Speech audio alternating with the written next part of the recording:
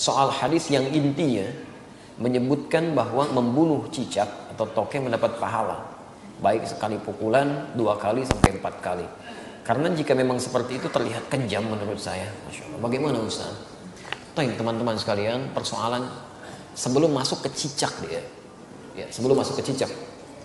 Ada di hadis Muslim nomor hadis 2238 riwayat Sa'ad bin Abi Waqqas, termasuk nanti di Al-Bukhari nomor hadis 3359 riwayatnya Ummu Syuraik.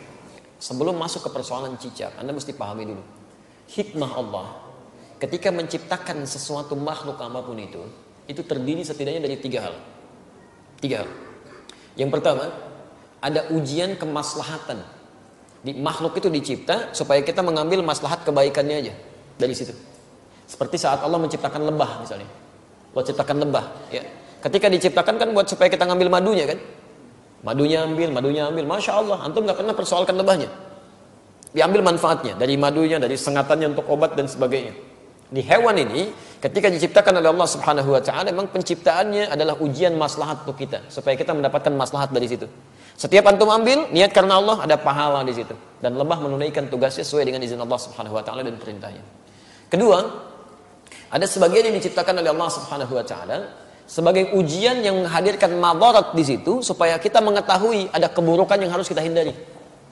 Ada keburukan yang harus kita hindari. Misal, nyamuk diciptakan oleh Allah Subhanahu wa Ta'ala. Ketika diciptakan oleh Allah, mohon maaf, untuk menunjukkan bahwa ada lingkungan yang kotor di situ, yang tidak bagus. Ada penyakit yang harus dihindari. Makanya ketika dia ditunjukkan oleh Allah, dia muncul fitrahnya, dia memang mesti, misal dieksekusi, dibunuh kan? Kenapa dia mesti dibunuh? Karena di lingkungan itu ada yang kotor, plus dia pun membawa kotoran yang mungkin bisa berpindah satu dengan yang lainnya. Di pelayanan kehidupannya, tasbihnya kepada Allah, memang khidmatnya untuk menunjukkan ada tanda yang kotor nih pada diri saya. Ada sesuatu yang buruk di lingkungan Anda. Jadi nyamuk tuh ketika datang, dia membawa sesuatu yang baik untuk kehidupan kita. Cuman dilihat dengan persepsi yang kotor.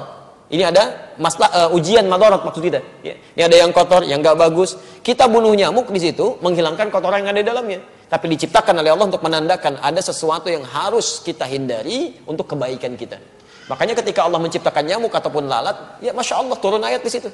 Quran surah kedua Al-Baqarah ayat 26. Posisi paling kanan, dari tengah sampai dengan ke bawah. Innallaha la yastahi ayyadriba mathalan ma ba'udatan fama fawqaha. Allah itu enggak pernah punya rasa malu. Kalaupun harus membuat perumpamaan dengan menciptakan nyamuk, karena di balik itu pasti ada kebaikan maslahat untuk kita. Jadi, kenapa antum enggak pernah tanyakan? Kenapa enggak tega membunuh nyamuk? Kenapa enggak mengatakan kejam membunuh nyamuk? Jadi persoalannya bukan bunuh atau tidak bunuh, itu ada ujian bagi kita yang menampilkan madarat di situ yang harus kita kemudian hilangkan. Kalau Allah enggak tampakkan, maka bahaya untuk kehidupan kita. Termasuk cicak. Cicak masuk pada ujian madarat di samping ujian keimanan. Ya, ada madarat. Bukankah ketika cicak datang menandakan bahwa banyak kotoran yang ada di situ? Ada bakteri E. coli yang dia bawa, ada kotoran-kotoran yang ada di sekitarnya. Yang dimakannya pun yang kotor juga. Apa makanan cicak?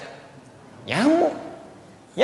Jadi ini menandakan bahwa ketika cicak hadir itu dia diciptakan oleh Allah, bukan diciptakan untuk dibunuh, diciptakan untuk menandakan ada madarat di sekitaran itu dengan kotoran-kotoran.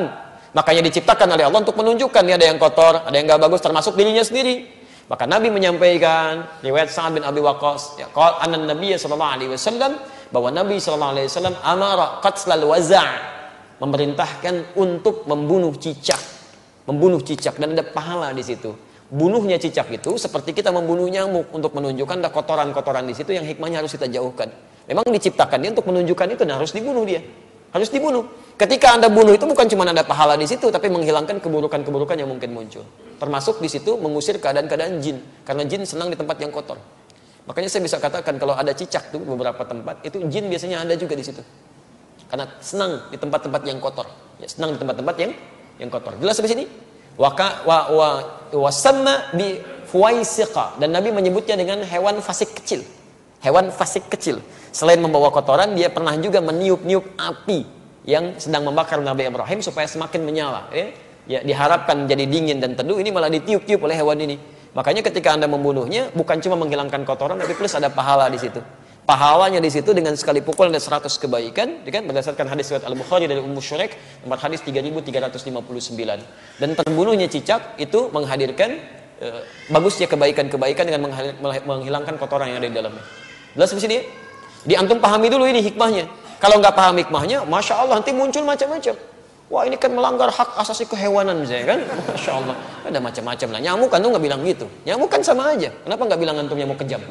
Ya, membunuh nyamuk kejam, bunuh lalat kejam dan sebagainya. Kalau di nyamuk ada kotoran, cicak juga ada kotoran. Ya, jadi sama aja sebetulnya. Ini yang kedua gambaran keimanan kita untuk mengikuti petunjuk syariat.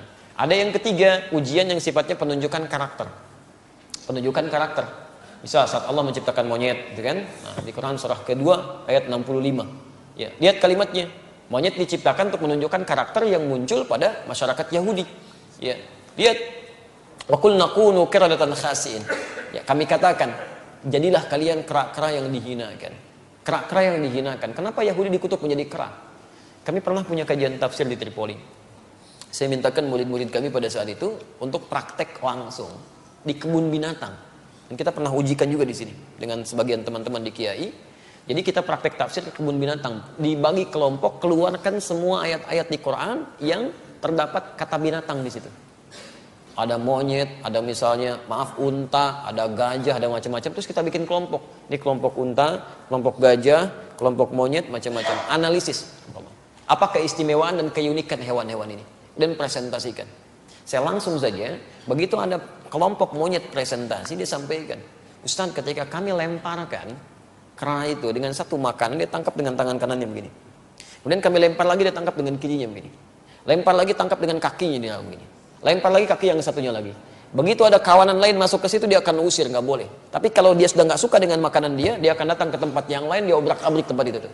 Mirip kejadian dengan yang sekarang tuh. Ya, dia ambil ini, ambil itu, monopoli ini, monopoli itu, bikin orang lain bangkrut macam-macam dan sebagainya. Begitu sudah nggak suka masuk ke satu tempat, yang di situ suruh keluar semua. Sama kan, menunjukkan karakter. Ya, menunjukkan satu karakter. Makanya ketika antum keluarkan di Quran tuh nggak mungkin, nggak ada yang kosong dari faidah. Pasti ada kebaikan-kebaikan yang mungkin bisa kita dapat.